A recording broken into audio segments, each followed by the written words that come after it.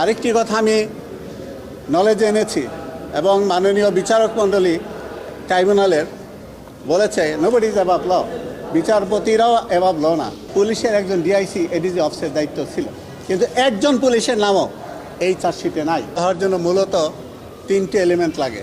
একটি হলো proximity of time, proximity of place and manner of commission of the offence. আমি মাননীয় ট্রাইব্যুনালকে বলেছি যে সময় হিসাবে যেই সময়গুলো উল্লেখ করা হয়েছে প্রত্যেকটি ডেট এবং সময়ের আগে আনুমানিক শব্দটি ব্যবহার করা হয়েছে। আইন অ্যাজামশনের উপরে চলে না। There shall have to be a specificity of time, এটা এই চার্জশিটে ছিল না। দুই নম্বর হলো প্রক্সিমিটি অফ প্লেস। প্লেস হিসাবে উল্লেখ করা হয়েছে সমগ্র বাংলাদেশ। সমগ্র বাংলাদেশ প্লেস অফ অকারেন্স হইতে পারে না। সুতরাং টাইম, প্রক্সিমিটি অফ প্লেস এটা এখানে প্রমাণিত হয় নাই। Third is the manner of commission of the offence, full of inconsistency. আমি তিনটি এলিমেন্টই বলেছি এবং আরও বলেছি ক্রিমিনাল কেসে every link in the chain of evidence has to B proved. সেটাও সেখানে নাই, কোনো লিঙ্ক নাই। এগুলো বলার সাথে বলেছি এবং আরও বলেছি যে যদি এই মামলায় আমার মনে হয়েছে শুধু বাংলাদেশ সেনাবাহিনীর অফিসারদেরকে হ্যান্ডপিক করা হয়েছে, আমি মাননীয় আদালতের নলেজে সেটা এনেছি যে ইনভেস্টিগেশন অফিসার বা ইনভেস্টিগেশন যে এজেন্সি তারা এখানে বায়াস ছিল।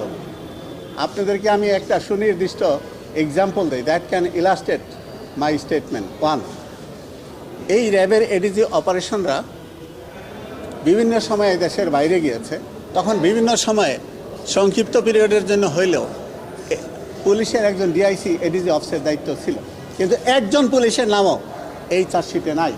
এতে আমার মনে হয়েছে যে শুধু সেনাবাহিনীর অফিসারদেরকে অভিযুক্ত করার জন্যই একটা ফিউটাইল এক্সারসাইজ করা, আমি এটাকে বলবো futile exercise, which is not correct.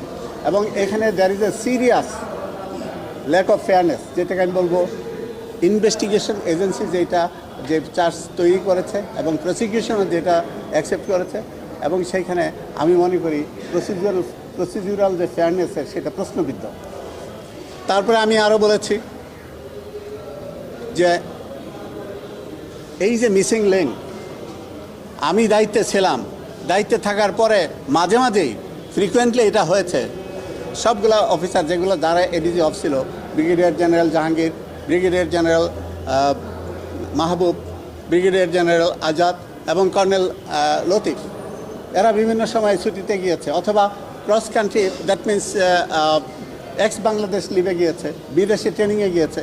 সেই সময় বিভিন্ন পুলিশ অফিসাররা যারা ডিআইজি র্যাঙ্কের তারা সেখানে দায়িত্বে ছিল, কিন্তু তাদের নামটা চার্জশিটে নাই। তাহলে আমার কাছে কি এটা মনে হতে পারে না, সন্দেহের উদ্রেক হতে পারে না যে শুধু সেনাবাহিনীর অফিসারদেরকে অভিযুক্ত করার জন্য ইনভেস্টিগেশন অফিসাররা were assign? This is one.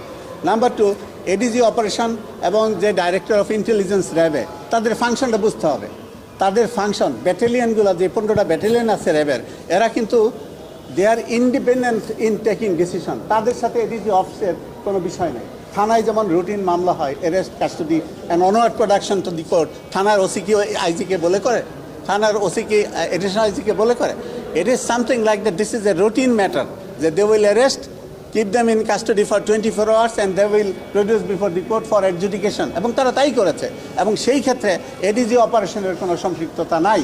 ADG operation is just an staff officer to the DG, battalions are directly under the DG. আমি এই কথাগুলো বলেছি, রিপোর্টিং রিলেশনশিপ অফ দি সব সার্কামস্টেন্স একসাথে করলে দাঁড়ায়, সেটা হলো যে এই বাংলাদেশ সেনাবাহিনীর অফিসারদের থেকে সম্পৃক্ত করা হয়েছে, অভিযুক্ত করা হয়েছে, সেই অভিযোগ তিনবার। তবে মাননীয় আদালত বলেছে যে আপনি এই কথাগুলো, অর্থাৎ আপনার যেই ডিফেন্সের পয়েন্টগুলো আপনারা ট্রায়ালের সময় বলবেন, আমরা ধৈর্য সহকারে শুনব।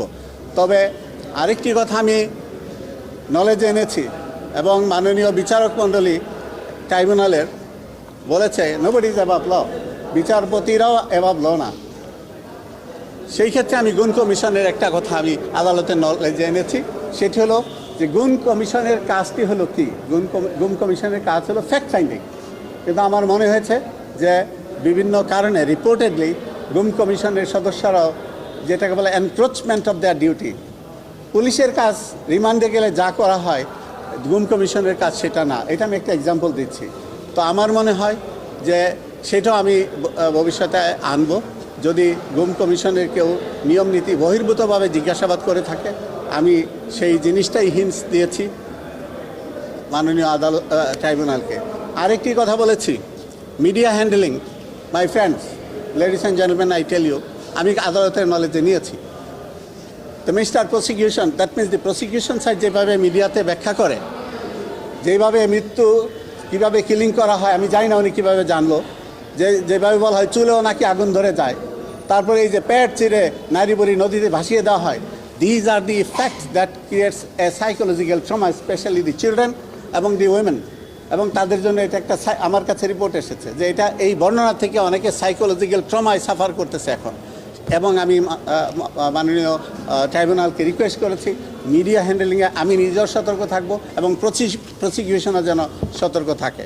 That's all, unless you have any question. আমি এই জন্য দিয়েছি গুম কমিশনের সবাই না, দু একজন সদস্য, যেটা আমার নলেজে আসছে বা কথিত আছে যে তাদের যে approach has to be change. মানে পুলিশের অ্যাপ্রোচ, ইভেন পুলিশ আইনগতভাবে পুলিশও তো চড়াও হইতে পারে না। এলিউরিং, থ্রেটেনিং, এই ওয়ার্ড ইউজ করা যাবে না, এইটাই আমি বলেছি। যদি এরকম হয়ে থাকে আমি পরবর্তীতে আবারও আদালতের সামনে উপস্থিত, আজকে আমি শুধু নলেজই দিলাম। আমাদের সবার যার যার সীমার মধ্যে থেকে কাজ করতে হবে, আইনের প্রতি শ্রদ্ধাশীল হয়ে। এবং মাননীয় বিচারক বলেছে যে ইভেন আমরাও আইনের ঊর্ধ্বে না, and I really appreciate that.